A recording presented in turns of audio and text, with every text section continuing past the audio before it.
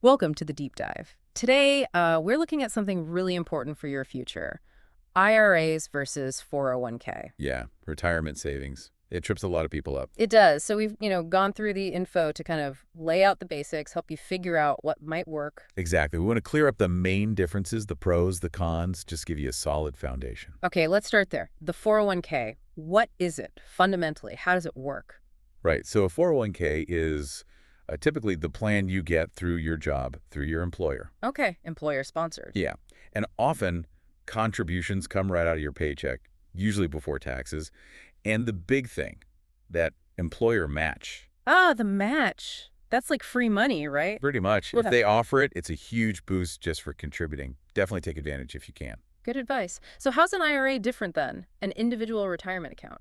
Well, the name says it all, really. It's individual. You open it yourself, separate from your employer. So more direct control. Exactly. You pick the institution, you generally have maybe broader investment choices sometimes. It's on you. Got it. One through work, one on your own. Now, taxes. Both have tax advantages, but how do they work? Okay, so for traditional accounts, both 401ks and IRAs, the money you put in might be tax deductible now. Lowering your current tax bill? Potentially, yeah. And then the money grows, tax deferred. You only pay taxes when you take it out in retirement. Deferred, okay. And Roth. Roth is kind of the flip side. You contribute money you've already paid taxes on, after-tax dollars. So no upfront deduction. Right. But the big payoff is later.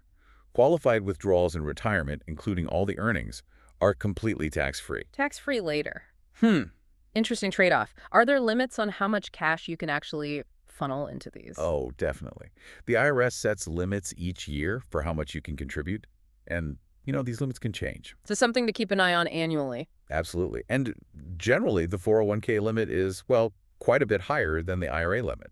Okay. So back to that traditional versus Roth distinction. It seems pretty crucial. It really is. Think of it like this. Traditional means tax break now, pay taxes later. Roth means pay taxes now, tax-free later. So you kind of have to guess where your tax rate might be in the future. That's a big part of the calculation, yes.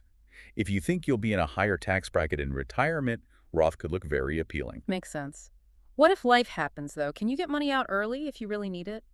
Generally, taking money out before age 59 and a half comes with penalties, often a 10% penalty on top of regular income tax. Ouch. So it's really meant for the long haul. Exactly. There are some hardship exceptions, but yeah, you should plan on leaving it there until retirement. Okay. And inside these accounts, the money doesn't just sit there, does it? It grows. Right. It's not just a savings account. You invest the money. Invest how? Well, within both 401ks and IRAs, you can typically invest in things like stocks, bonds, mutual funds, ETFs. So you make choices. You do. Your 401k might have a set menu of options chosen by your employer. With an IRA, you might have, a much wider universe to choose from. It depends on where you open it. So strategy matters there, too.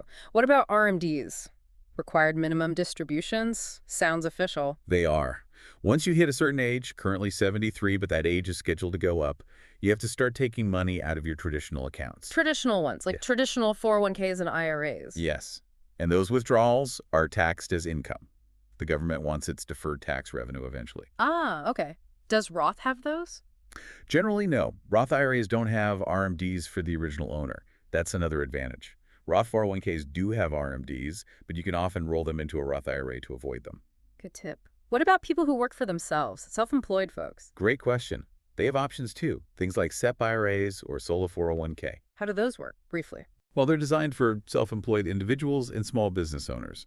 They often allow you to contribute potentially much more than a standard IRA.